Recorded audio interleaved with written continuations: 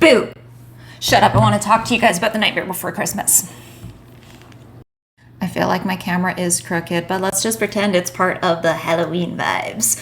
Ooh, spooky asymmetricity. The question has been ongoing for almost as long as I've been alive, and if you don't know how long that is, do not look it up. Is The Nightmare Before Christmas a Halloween movie or a Christmas movie? On the one hand, Christmas is literally in the title. On the other hand, This Is Halloween is its opening song.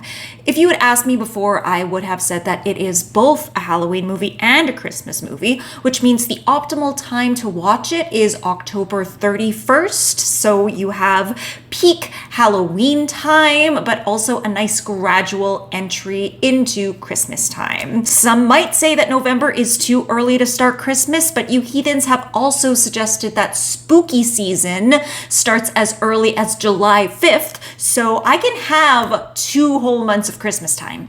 It is hard being a Christmas queer in a world of Halloween gays. But all that is irrelevant because I have decided to work past my agnostic bisexual tendencies and pick a lane. So I rewatched The Nightmare Before Christmas and I have reached a definitive conclusion. This movie is not only a Christmas movie, it is a Hallmark Christmas movie. You may think that nothing could be farther from this gothic, stop-motion cult classic than these feel-good made-for-TV movies that mostly concern young, ambitious female protagonists falling in love with Christmas and square-jawed men in chunky sweaters. But allow me to recontextualize it in one simple sentence. Halloween is capitalism. I know this sounds absurd because many people feel Christmas is synonymous with overconsumption, and surely the average person spends more on Christmas than Halloween. But that's not the version of these respective holidays that we see presented in this film. In the town of Halloween, everyone is obsessed with one thing, and it's not just being spooky. It's production for the sake of production. Anyone who is anyone works around the clock for a whole year to create a perfect, curated, branded experience for one night. And when it's over, they begin again. It is also all-consuming that Jack Skellington, the Pumpkin King, who has obviously been born with a passion and talent for all things spooky, has completely lost all love for this vocation. He just keeps at it because it is expected of him and because he doesn't know what else to do. So what does this person whose profession has consumed them do? They visit a town that happens to be obsessed with Christmas, like so many girl bosses before him.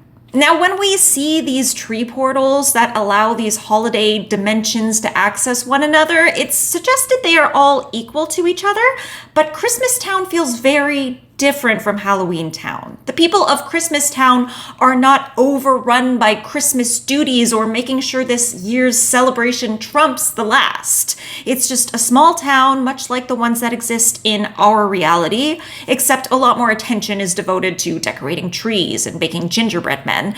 Also, and this is not super relevant, but they have an incredible military presence and are ready to bazooka down anyone who dares mock the name of Santa.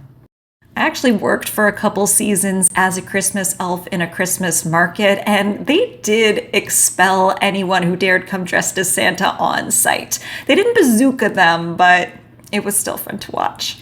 Jack travels to this town that is all about joy, family, and laughing in the face of diabetes, and like so many Hallmark protagonists before him, he decides this is his path to career advancement. He will elevate this experience he barely understands, even if it means briefly inconveniencing those who actually developed these traditions. For some heroines of the past, this has meant shutting down the bed and breakfast or canceling the pageant. For Jack, it means kidnapping an elderly man. If Jack is our Hallmark heroine, where do the other characters of this film fit in? The mayor is obviously the quirky best friend who is witnessing the protagonist's journey and transformation and is torn between supporting them and just absolutely not getting this new holiday-themed person they are becoming. One could say they are of two minds or two faces, but they're mostly there to bounce exposition off of and give exaggerated reaction shots, so they're not that important. Now, hot take, the first time I ever watched Nightmare Before Christmas, I didn't really get Sally. Her relationship with Jack at the beginning of the film is unclear and doesn't get much better developed throughout, and then at the tail end of the film, Jack finally notices her and they just get together. But through this new lens, I can finally appreciate her. Sally, like many fleece-wearing love interests before her, is the character that is most representative of Christmas. And yes, I know Santa's in the movie, and when I say Christmas, remember I'm not talking about our reality's Christmas with all its stressors and complex histories. I'm talking about the Hallmark Christmas where everyone has time to go tobogganing on a Tuesday afternoon with their plucky niece. Sally is the one character in Jack's life who simultaneously sees how problematic his corruption of Christmas is and never gives up on him as a person, because she wants to smooch him. So when Jack finally sees her, it's not just the idea of her that he is embracing, it's the real spirit of Christmas. And again, when I say real, I don't mean real, I mean Hallmark real. I feel like I keep having to say that, but we all get that I'm talking about a world in which there aren't protests about whether a disposable cup of coffee is too secular, right? Sally represents choosing to spend time with your family over getting ahead at work, appreciating what makes a person or place special instead of trying to change it, and helping out a stranger in need, whether that means giving an orphan your new mittens or seducing a man made of bugs to save a kidnapped foreigner. Normally, I wouldn't love a female character mostly existing to be an ideal rather than a fleshed out person, but in this case, she is just following in the tradition of all the cowboys, little league hockey coaches, and Christmas tree farmers that came before her. Forget what I said about picking a lane. Maybe it's time for a small town ex-boyfriend who is also your goth girlfriend. You ever think of that? So we have our beautiful business boy protagonist, his long-suffering bestie, his love interest who helps him become a better person, and I think it goes without saying, a gang of precocious children who spread mischief throughout the town. That really only leaves one character left. Oogie Boogie is the big city fiancé. Now, I am not implying that Oogie and Jack have ever been in a romantic relationship, although I'm sure the fanfiction is out there. Oogie, much like the archetypal fiancé, is the most extreme version of everything Halloween Town represents. Corporate greed, a lack of respect for others' feelings, and over-the-top bells and whistles in the place of substance. I mean, he's literally a bunch of bugs in a bag.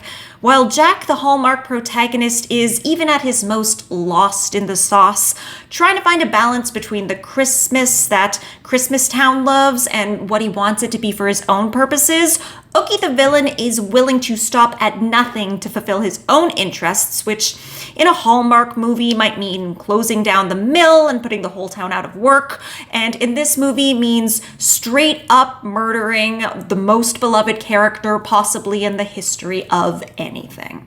This is a very important role because not only does it give us a very straightforward villain to root against, it also gives our protagonist a glimpse into what they could become if they don't embrace the true spirit of Christmas. A ghost of Christmas future, I guess, but that analogy doesn't work with the one I'm trying to draw. So by the end of the film, what does Jack learn, and what can we learn by viewing A Nightmare Before Christmas through this Hallmark lens? Maybe it's that we can learn to live our lives better through the power of Christmas, even if we ourselves are not Christmas people. And I'm using the proverbial we because I am, of course, a Christmas person. These are only a fraction of the Christmas hats I own. At the end of the film, Jack has still not quite nailed down the minutiae of Christmas and probably never will. He is still a very spooky boy. But he has learned that there is more to life than making the next bigger, better thing. He appreciates those around him. He appreciates others' cultures. He appreciates the power of not kidnapping people. And in doing so, he starts to make that the spirit of Halloween as well. Summarize, it's a Christmas movie. It is a Hallmark Christmas movie. Fight me in the comments. And while you're there, please give this a like and subscribe so that you can fight me on the regular. And as always, have a delicious day. I want a candy cane now, real bad.